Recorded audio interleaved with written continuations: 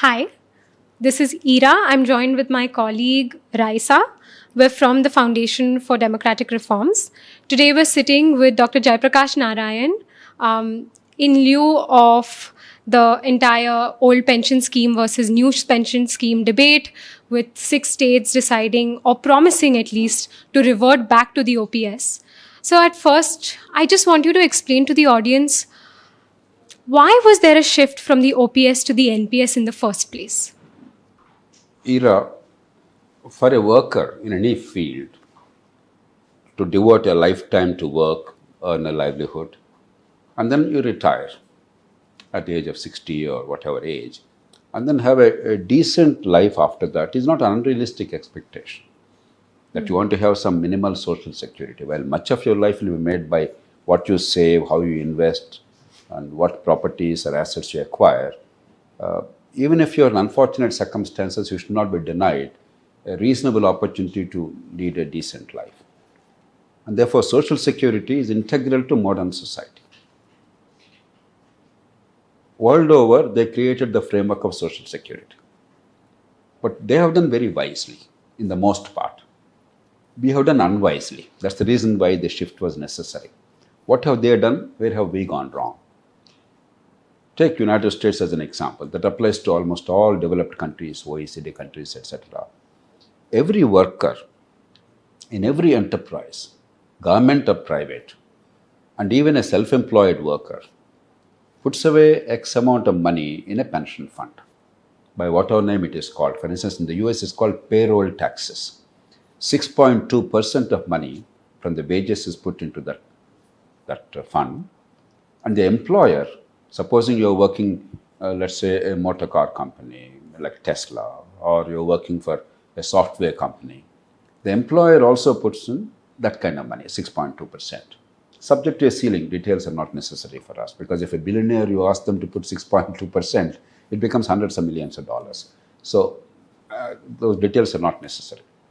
That money is managed. It grows because you invest wisely. In a growing economy, money keeps growing. And from that money, the pensions are paid after retirement. So what is happening? A, the money is fully provided for during their working life. B, it's available to every worker in the country. And C, the future generation is not forced to pay from their tax money. After all, your generation, you pay taxes to get something from the government: good quality education, health care, proper roads, stormwater drainage, sewerage, sensible transport system, rule of law, etc. If your money is going to feed the people who served your grandparents, and all your money is going that way, then what are you paying taxes for? It's not fair. What we call intergenerational equity. Now, what happened in India is exactly the opposite. Only government employees have a pension system. And government only employs 3% of the workers in India. 97% of the workers are outside government. Whether they are small or big or self-employed or agricultural workers or farmers or plumbers or doctors or lawyers, etc. Whatever be your work, 97% are outside government. They are doing valuable things to society. Without their working, how can you survive? From somebody who's making your clothes, to manufacturing this microphone, to getting your glasses, to 100 other things, services and goods are provided by these people who work. They have no security in India. Only 3% government employees. That is the first flaw.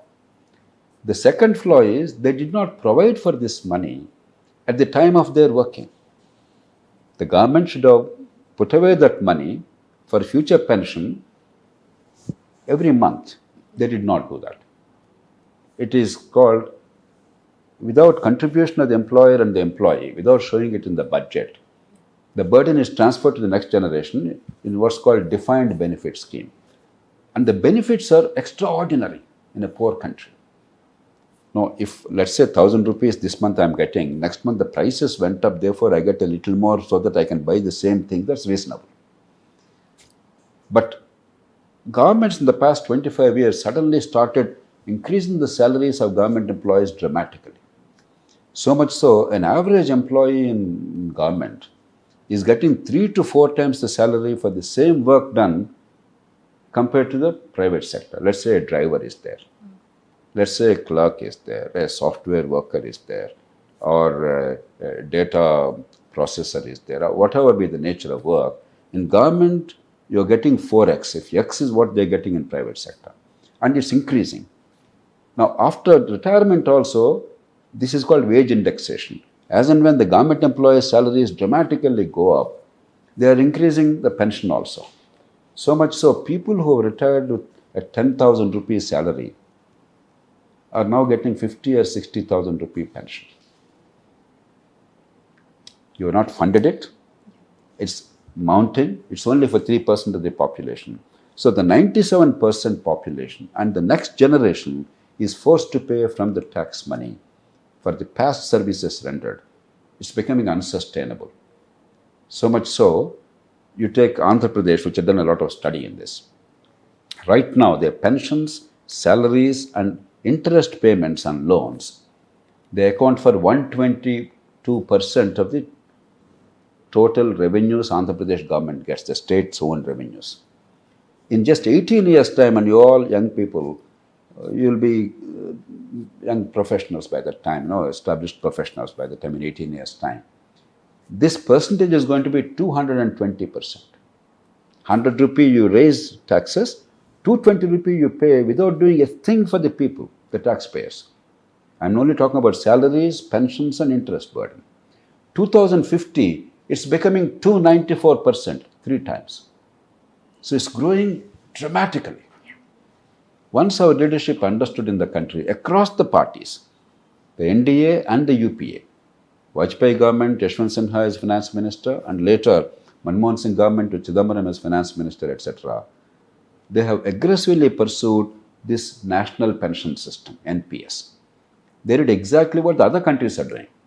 For the new employees recruited after 2004, because this whole idea came after 2004, like in America or Britain or Japan or Germany or other countries, employee puts in X percentage of the salary, the government puts in the same amount, some cases more, Government of India put in actually more money, 14% Government of India, 10% employee, and that money is put away in a pension fund, it's managed, it grows, from that you get pension after retirement.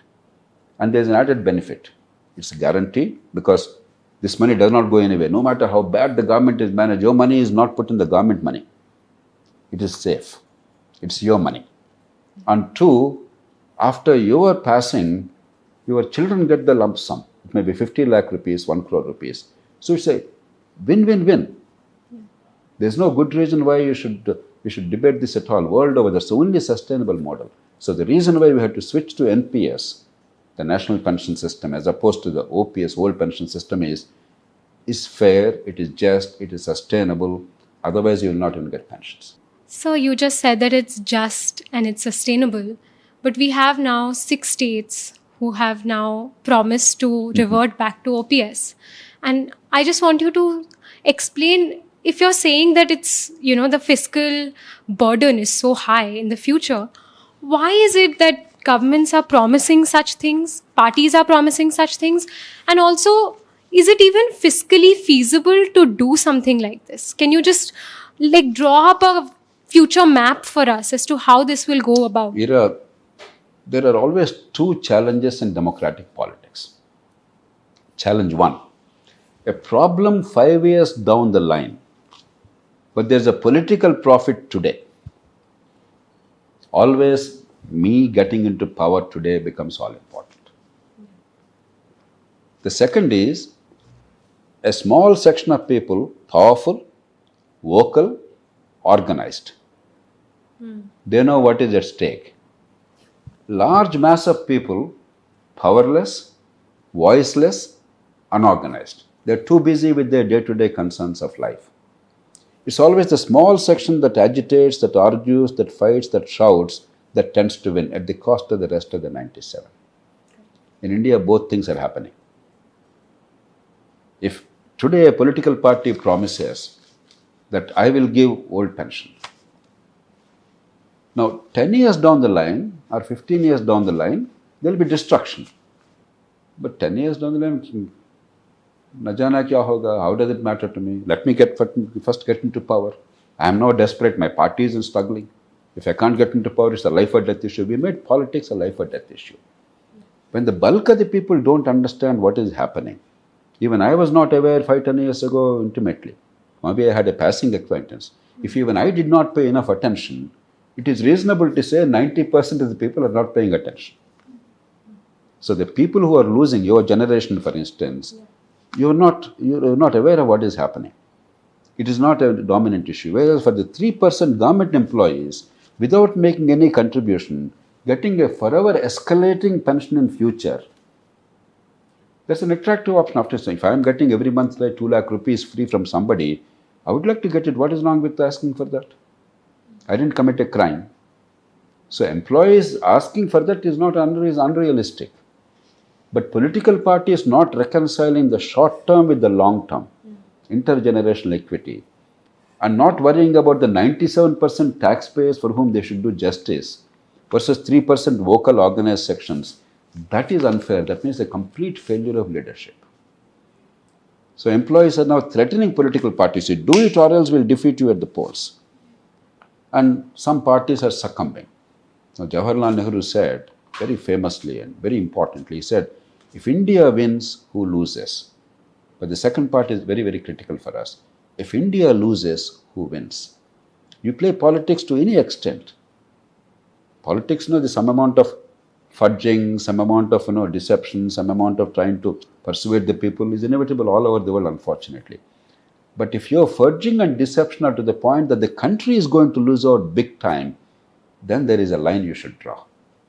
So a sensible political party that cares for the future of the country should say this far and no further. Within that, some amount of survival game is necessary. There's no choice. They can't be perfect and pure. But unfortunately in India, they've given up because unlike any other democracy, a significant democracy in the world, Indian voters are not enabled to understand what is happening. So if taxpayers are unaware that bulk of them, for instance, what I told you are the facts. I have actually hard numbers. In 2050, in Andhra Pradesh alone, the pension burden is only 1,32,000 crores. One state. We are now in 2023, 27 years hence. 1,31,000 crores. The interest burden, because of the accumulated loans, loan burden increasing on account of this old pension scheme, will be 4,29,000 crores, one state. I can't even comprehend You can't even comprehend the numbers because India is growing economy. You will say, but revenues also will be rising. What's the worry? Yes, revenues will rise. But our debt and our salaries and pensions are rising so much faster than revenue that it will be 3 times the own tax revenues of Andhra Pradesh by that time. A disaster is awaiting us. Yeah. It is no longer a conjecture. It's absolutely certain. Only thing, it's not happening this minute. It's not happening this day. It's happening 5 years since. 5 years since, I may not be chief minister. I may not be the person in government. So how do I care? We'll see later. Somehow. It is that is happening. That's the reason why young people should wake up, because it's your future that is at stake. And we must understand, is a government for the taxpayers and the people of the country at large, or is the government only for the elected representatives who want to survive in power and the employees of government? Somehow in India, the notion is government is for those who are elected and for those who are appointed. It's a ridiculous notion. They are elected and appointed for the sake of the rest of the people, for all of us. That notion has not been internalized in this country. Otherwise, in any sensible democracy, this discussion is simply unnecessary. It's unthinkable. Sir, just to contextualize this even further, could you elaborate on what the possible scenarios could be if we do revert to OPS? Will the government be able to deliver on their promise? Is it financially sustainable for them to do so? For example, the Himachal Pradesh Chief Minister recently said that the affordability of the OPS expenditure will be achieved through financial discipline and cutting down on government expenses. So is that even possible, do you think? Whenever parties make reckless promises, they cannot at all show the money. This is a standard thing. We'll improve tax collection. we'll reduce corruption, we'll improve efficiency of utilization of resources. If 17,000 crore rupee pension now is becoming 1,32,000 crores, 17,000 to 1,32,000 crores. If the pension burden of all the states put together, it has gone up in the last 17 years, 11 times.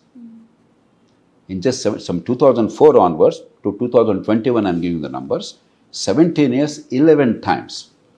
Now, can any government tell me in 17 years, they will actually increase the revenues 11 times by being more efficient in tax collection? There is a tax GDP ratio. Typically, the amount of money you can collect depends on the per capita income. If you're a rich person, let's say you are in the 50 lakh, 1 crore income range. After your basic consumption needs, you have a lot of surplus. Then the government can collect more tax from the surplus, right? Let's say I spend 15 lakhs on my consumption, on a 50 lakh revenue. From the 35 lakh surplus, they can collect more revenue.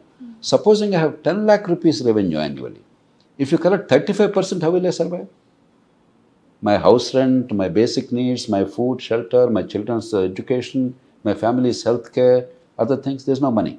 So, a nation's capacity to collect taxes depends on the per capita income. Now, everybody agrees that India is not a rich country. Unless we are confused and we think that we are equal to America or Sweden or Finland or Norway or Germany. We are not, right? We are a poor country. Let's face it. We are a big country, but we are a very poor country. So when most of the people are poor, the taxes collected cannot be above a certain level. Yeah. And if out of the taxes collected, most of the expenditure exceeding the tax collection is going for salaries, pensions, and interest, what efficiency are you talking about? Yeah. Can you reduce salaries? Are they saying that? They're actually increasing salaries. They're increasing pensions. They're taking more pension burden.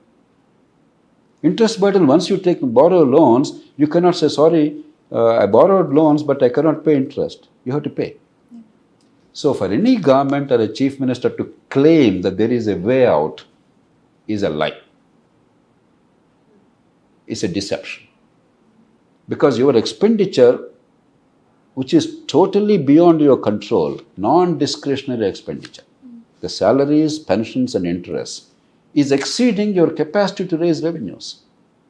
So saying that therefore I'll somehow manage it by some magic formula, show me please what magic formula. You have to have money in the first place. To use it wisely, there is no more money left. So I can say it very delicately, I can say it very bluntly, it is nothing but a lie and a deception. Yeah. Because 10 years later, who cares? Let the people suffer, let the country go to dogs, let the state go to dogs. You have seen in Venezuela, once a rich country, what's happening? Zimbabwe, Sri Lanka, Pakistan. We want India to be like that? It will be a disaster. It's an inevitable disaster. It's not a conjecture. My God, it may happen. No, it is bound to happen. There's no escape from that. That's the reason why Vajpayee at the age of 80, he didn't have many years left. But these are far-sighted leaders. Manmohan Singh, in his 70s, he is now ailing. Why should he care? He cared for the future of India. Whether Manmohan Singh or Chidambaram or others, Rangarajan and Montek Singh Ahluwalia. So all parties, except West Bengal, every state accepted it. Why? Were they all unwise? These very parties which are in power at that time, sometimes these very leaders who were in power at that time, why did you accept it then? Because you knew. Because your sense of the future, your responsibility, that's what made you decide. But now you're desperate for getting electoral success no matter what happens to the future, and you're afraid of 3% people. You're willing to compromise the future of 97% and the younger generation.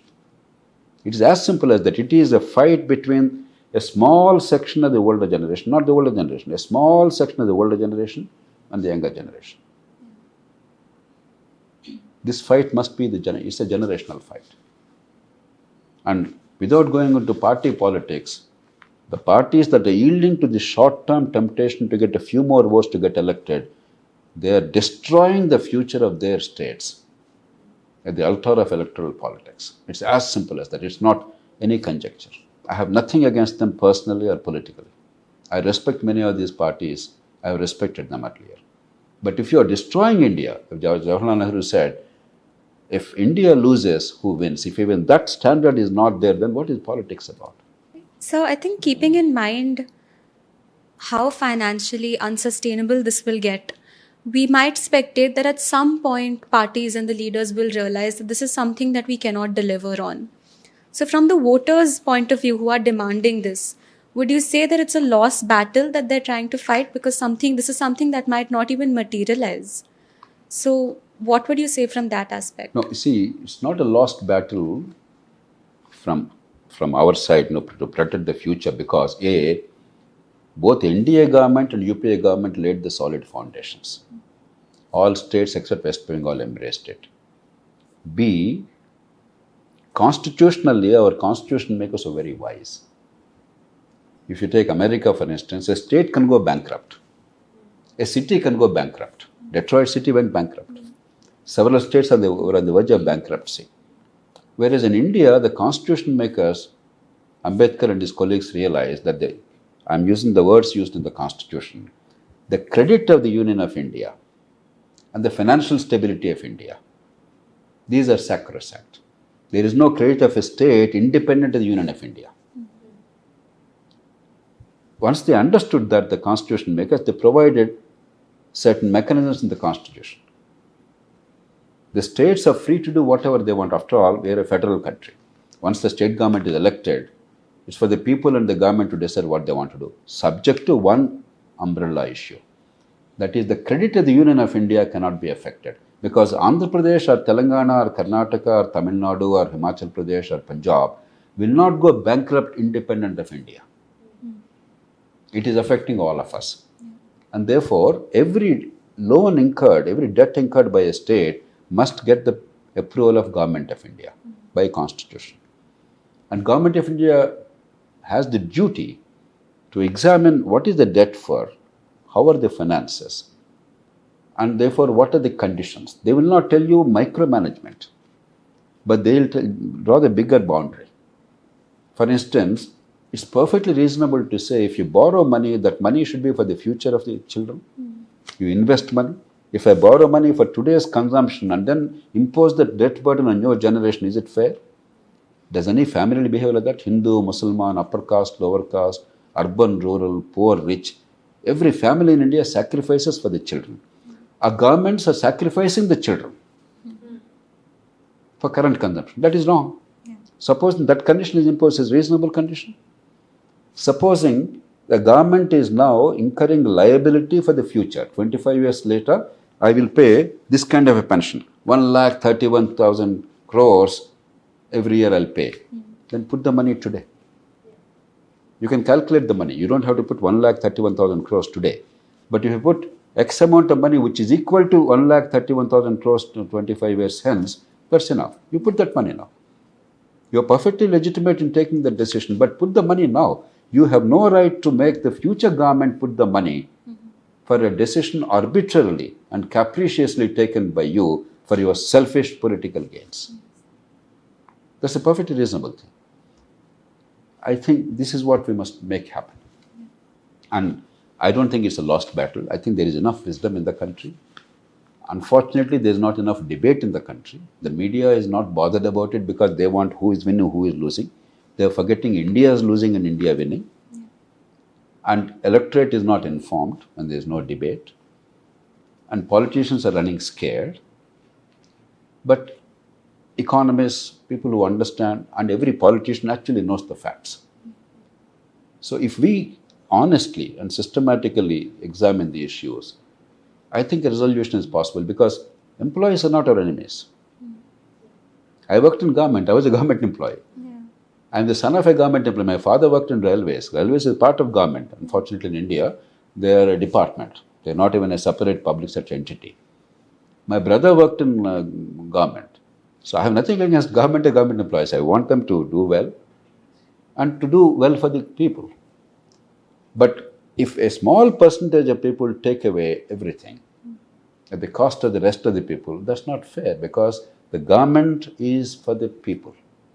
The employees are for the people. The people are not for the employees. People are not for the government. We must be absolutely clear. And employees also must realize one thing. If you somehow think you pressurize the governments like AP or Telangana and say we'll still get pensions, you are completely mistaken. You are deceiving yourselves. There is no money to be paid. Even today, salaries are getting delayed. Many states, without getting a loan that month, they're not able to pay salaries. Pensions are getting delayed. Arrears of salaries are getting delayed by years. Even today, that's happening in many states. If you think that a pension that grows another tenfold in the next 15, 20 years, somehow you'll find the money, you're mistaken. There'll be no pensions available. There'll be no salaries available. So your fight is illusory fight. For something you will never get because it's not there, you are fighting now at the cost of the future. Because then financial emergency will have to be imposed. Again, to protect the credit of the Union of India and the financial stability of India. Once that is there, the Constitution specifically provides you can reduce salaries, you can cut off all allowances. Constitution explicitly says, because what is the choice? What is the choice? So employees, I appeal to them. There is no money there. You will not get anything. You're believing you will get something out of nothing. The political parties are lying to you because they want the vote today. They don't care about tomorrow. Tomorrow, the country will be destroyed. Your future will be destroyed because you'll have nothing left. Now, if the money is set apart today from you and from the government, it's your money. It's not going to be part of the budget. No matter what happens to government finances, your money is safe. And it grows. You get pension from that. And whatever money is there, it goes to you, your family, after you. It's your money. If you trust the treasury, if you trust the taxpayer, when there is no money left, you will have no salary left, you will have no pension left. It's as simple as that. And this truth, parties are not willing to say. So, just to contextualize this conversation in a very solution-centric way, because I know that you are someone who looks at solutions and wants feasible solutions. We've heard of the NPS rules being tweaked in some states. We've also heard of Andhra Pradesh's guaranteed pension scheme. What do you think about these alternatives? Do you think that they are a step in the right direction? Absolutely. I think we should look at options. After employees also have genuine apprehensions. Earlier, they were getting not only pensions, but price index link. That means with inflation, as prices go up, pension goes. That's reasonable. After all, whatever is the pension, if it is not keeping pace with prices, then I'm getting diminished amounts. So that's perfectly reasonable. But on top of it, they're getting what is called wage indexation, which is unreasonable. Because the government is raising prices yielding to wages yielding to employees' demands 3 times, 4 times, etc. Pension also goes up tremendously. So much so, let's say in the private sector, a driver or a clerk equivalent is getting, let's say, 15 or 20,000 rupees. The pension of the ex-driver or ex-clerk, if it is 60,000 rupees, whereas today in the private sector, the working person is getting 20,000 rupees wage, is it reasonable? Is it sustainable? That's what's happening because of the wage indexation, as they call it. Now, some governments, what are they doing? They're saying, all right, we will guarantee 50% of the wage, but without wage indexation. That means it's not forever grow. Only the price is guaranteed. Inflation adjusted is guaranteed. That's a reasonable thing. Because employees, they are uncertain if this money is invested, but I don't know if the returns will come or not. Sometimes stock market may collapse. What will happen to my future? It's a reasonable fear. To address that is reasonable. Similarly, you are investing my money. It's my money. Now let me have freedom to invest. Somebody may have risk appetite. Somebody may say, I will put in the stock market. Somebody else may say, no, I will put it in a bank deposit. I want it to be safer. Somebody may say only government bond. Each of us, we behave differently. I think it's perfectly reasonable to give employees the choice, give a menu of options and say, you decide which one you want. So within reasonable limits, as long as the future of the country is not destroyed, you're not eating away the future of the next generation, I think we should sit and negotiate and finalize. And that attempt is going on at the Government of India level. A committee is constituted. Some states are doing it, as you mentioned. For instance, Andhra Pradesh has come up with a guaranteed pension scheme. They enacted a law also. And I'm sure some others will come with more innovative ideas. All that is okay. But the bottom line is the future must not be destroyed. And 97% people should not pay for 3% in perpetuity. Because other countries, the total pension goes to everybody. And yet it's only 15% of the revenues. In India, it is 18% of the revenues going only to 3% of the people. 100% people getting 15%, 3% people getting 18%. That is the contrast. We cannot allow this. I feel like I would want you to talk a little bit more about this comparison with other countries, because in India, the idea of like being a government employee and being a private sector employee, and that of the same kind of distinction in other countries is very different. Wealth creation is different. Earning cultures within these countries are different. So could you please elaborate a little bit on that? Great question, Ira. World over, except one or two countries like Singapore. Singapore is highly meritocratic. They demand a great degree of accountability and high degree of competence, etc. And therefore, the wages are equal to private sector or slightly more, 5-10% more. In India, typically, if you ignore the highest level, because a chief executive of a company or a secretary to government, that's a different thing. Leave it. If that is the case, no American president doesn't get more than a doctor. So that comparison does not work at that level. But at all other levels, typically in India, government is paying 3 to 4 times what the private sector is paying. Correct. So when there are, let's say, 200 jobs, after government does not have millions of jobs, 200 or 300 or 500 jobs, public service commission, state level or some other level, they advertise. Lakhs of people compete. There is a desperation because they think that's the only employment. Why? Secure, whether you function well or not, lifelong security, whether you're actually performing or not is immaterial, high wages, no accountability. I'm not even speaking of corruption. We all know what is happening in corruption in the country. The opportunities to make extra money illegally without any fear of being punished. And this pension system. And in general, the feeling that government Babu is a big man as opposed to the rest of the people. Some of it is because of colonial legacy. Some of it is because of a feudal notion of power, very personalized power. Some of it because of the economic model we embraced in the country, the license permit Raj, where the government Babu decides, you want cement. I remember as a young official in government, people had to line up in front of my office to get 10 bags of cement to buy their own hard-earned money to conduct repairs for their house. They must come and take permission from my fellow, and this fellow must give their parcha. And if I am not very attentive, that fellow will take a bribe and sign that. So we made people mendicants, beggars. And therefore, government employees became all powerful. That's the culture. Now, an economy can never grow unless employment is in real wealth creation. Government does not create wealth. Government only provides common services. Real wealth is not created. If you think government jobs are the jobs, that's a disaster for the country. And when 200 jobs are advertised, 2 lakh people attempt. Everybody thinks it's a matter of life or death. Newspapers are full of that. Anything happens about the Public Service Commission examination, there's so much of news. As if 2 lakh jobs are being created. No, there are only 200 jobs. What happens to their balance 1,99,800 people? Nobody's bothered. Everything revolves on that. And the parties and the governments, they pretend as if everybody is getting a job. So what do? I am extending the age of recruitment. If only up to 26 you're eligible, I'll make it 35. So everybody until 35 years of age, the poor fellow thinks, he dreams that he's going to get that government job. It's only the same 200 jobs. But an illusion is created. For some reason, examination is postponed. My God, heavens have fallen. The future of these children is all finished. Even if you recruit them today, only 200 recruited.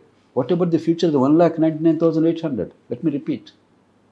So, the society, the media, the political party, those in government, we are living in a cuckoo's land, an illusory land.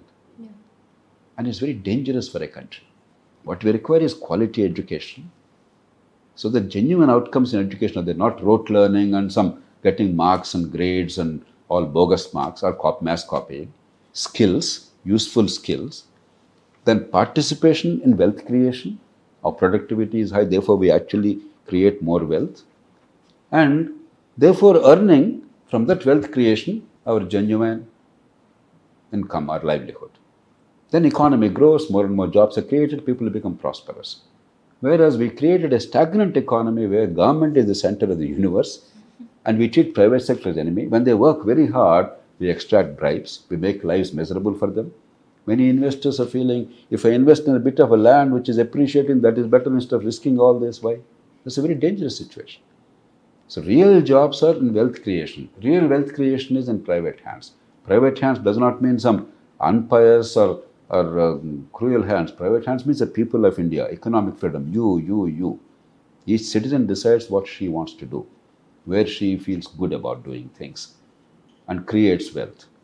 And that's how economy grows and jobs are created. In India, we messed it up, and therefore this fascination for government jobs, and then preserving the power of the government employees, because they have the voice, they have the organization, they have the power. The rest of the people are treated as mendicants. That's not democracy. We have to really make our democracy work for our people, the taxpayers, the voters. So, don't you think this fascination with government employment is also substantiated by a very strong sense of security, in the sense that, for example, if we take a government employee now who is retired, who is already receiving a very good pension per month, but they are also free to take up other roles, which essentially might provide them with a double income at this point, in some cases even a double pension. So what do you have to say about that, about the earning culture in government employees being so secure in comparison to the private sector? And why do you think it is that despite this disparity, the 97% is still remaining quiet while the 3% are going ahead with their demands? Because 97% is not aware. 3% is fully aware. Many philosophers said managing government decisions is about the hardest thing. Because whenever you want to bring about change, like for instance, the national pension system is a change from old pension system. Many philosophers, not today, even 100 years ago, 200 years ago, 300 years ago, they said, the person who feels that she is losing or they are losing, he is very ferocious, very strong, very organized, knows what is at stake, fights with all their might. Whereas the persons who are losing, they are not aware, they are vague about it, they are uninformed, they are not well organized, and there are 100 other issues that bother them. And therefore, to persuade the monopoly holder of power or the person who is enjoying certain privileges, to persuade them to give up is very difficult.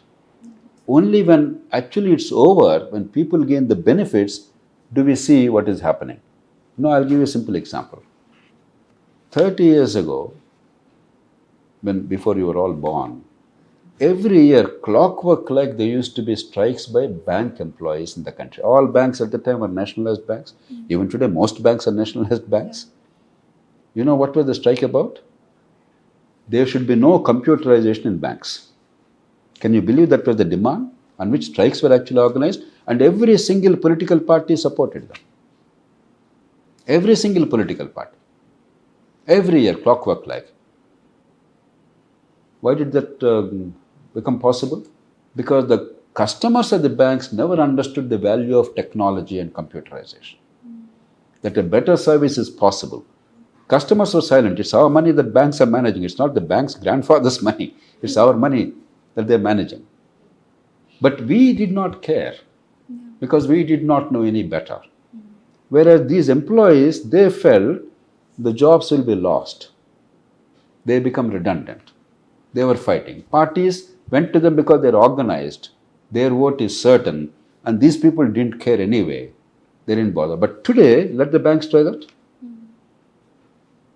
Any bank whose employees go on strike like this and the bank says, I will not go for computerization, that bank will fold up tomorrow because customers have now woken up, because we now know what computerization means, what better services are about.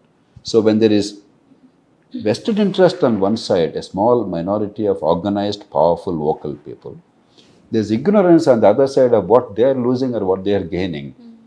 generally decisions tend to be in favor of the small section. And that is what happened in this country. Take telephones.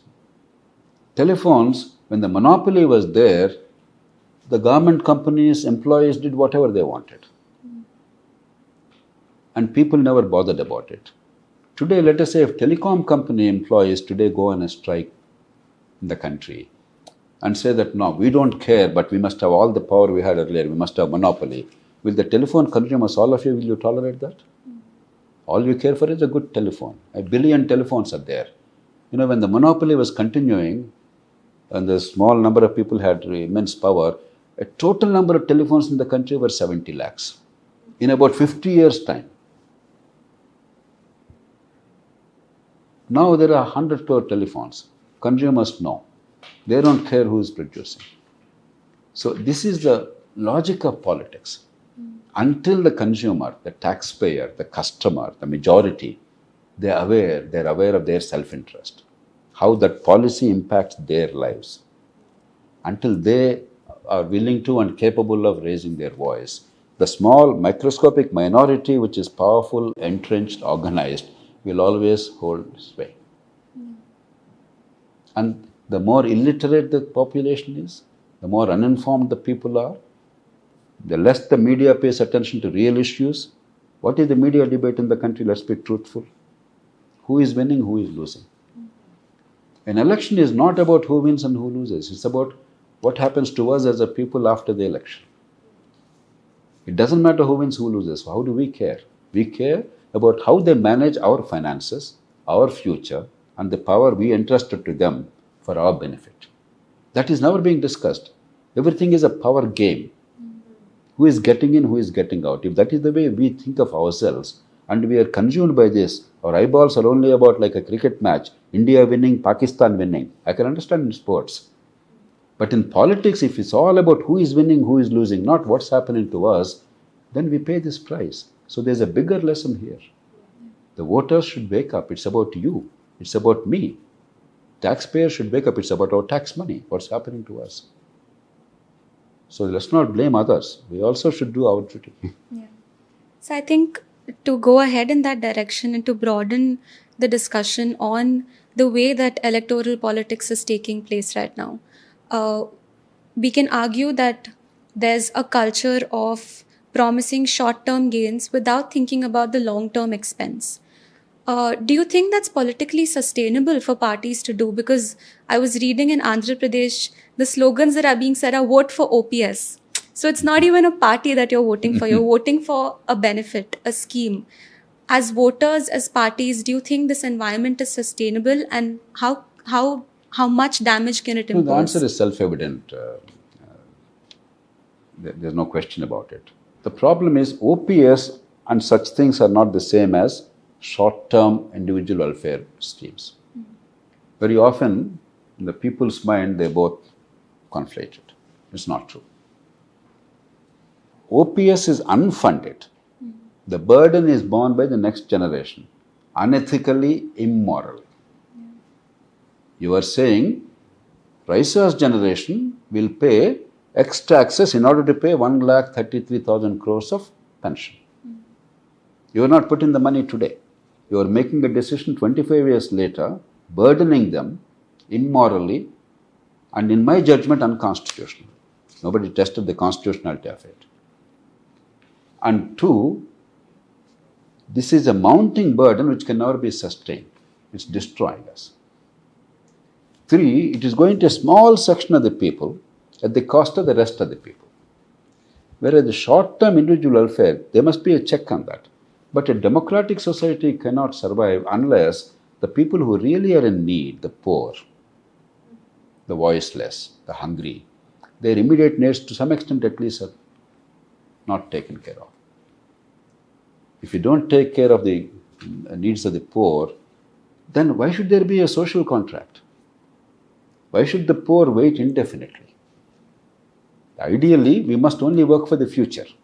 But to some extent, present also should be taken care of, provided it doesn't go out of control.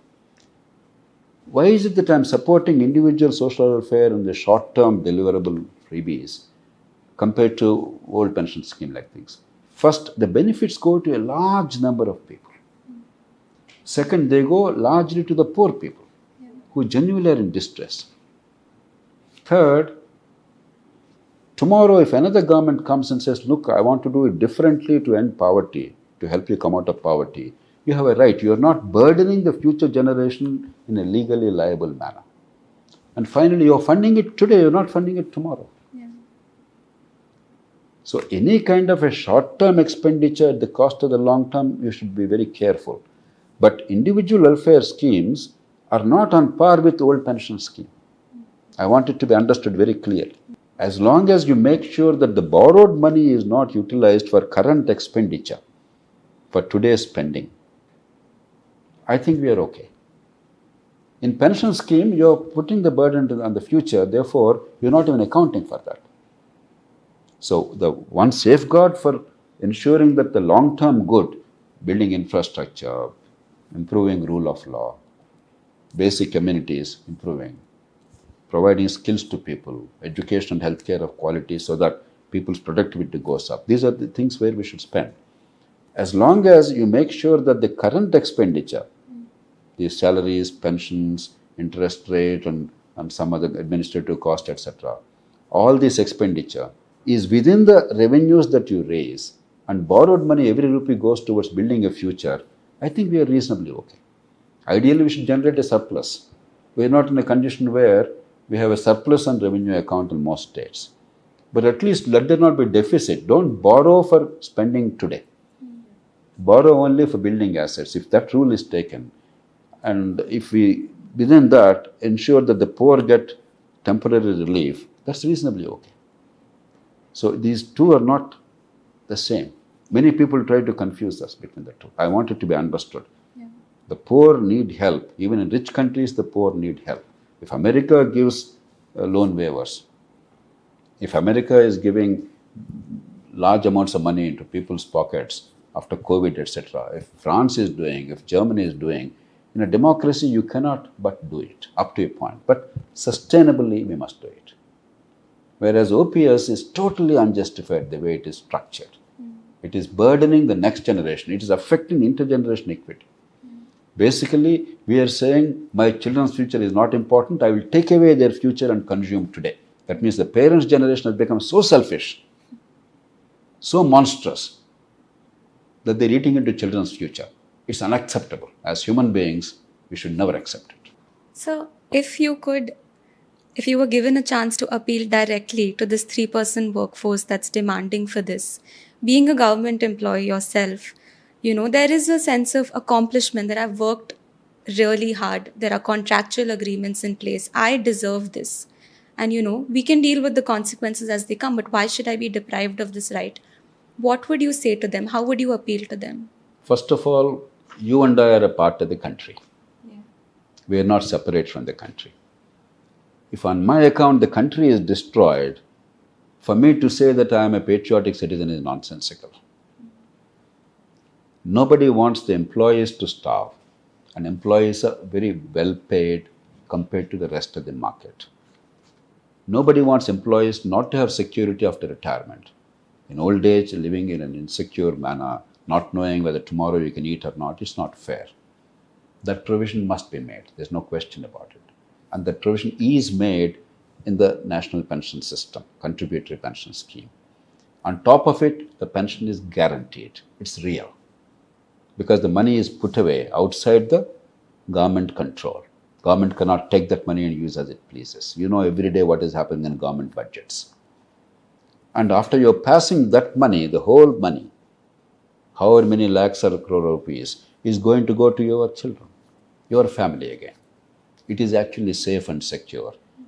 If you don't accept this, if you want non-contributory, defined benefit, future pension, kicking the can down the road, and let the future taxpayer pay, there is no money left there. Please remember, there is simply no money left there. You will not get even pension, any pension. And even your salaries will be in question, because even now many times governments have no money to pay salaries. So for an illusory future benefit, because you're getting more than what is your due right now, You are demanding reversion to the old scheme. And remember, there is no right. Because you were recruited after 2004. This whole national pension system, contributory pension, applies only to people who are recruited after 2004 and who will retire in 2034, 35, 36, etc. For all others who are retiring before that and recruited before 2004, the old pension system, good, bad, ugly, it continues because that's a commitment made. You were recruited on the understanding that it will be a contributory pension. You have no right. You are now creating a framework where you go back on the rules of recruitment because you have the organized power. You are trying to bully. So don't pretend that there is a right. You have no right. You were recruited clearly on the understanding that it's a contributory pension scheme. It worked for 19 years beautifully. So don't be under the illusion that you have a right, somebody is taking away right. You have no right. Nobody is taking away right. And your money is safe and it's growing. And not only will you get pension from that, with a decent pension from that, you will also get the lump sum. In the OPS, there is no lump sum available. When you perish and no longer pension comes, that's it. Whereas here you're getting a lump sum, you're forgetting that. You're conveniently not talking about that. At the end of the day, again, as Nehru said, if India loses, who wins? If in my pursuit of personal gain, I destroy everything around me, who is gaining? You and I want our children to prosper. If the nation does not prosper, our children cannot prosper. So, practical sense,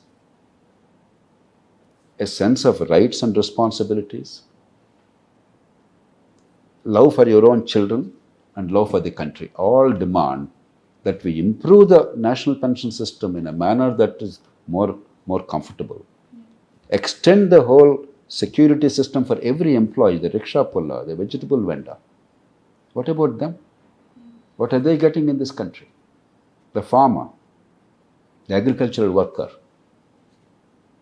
the small day-to-day professional, the delivery boy, the camera worker. What about them?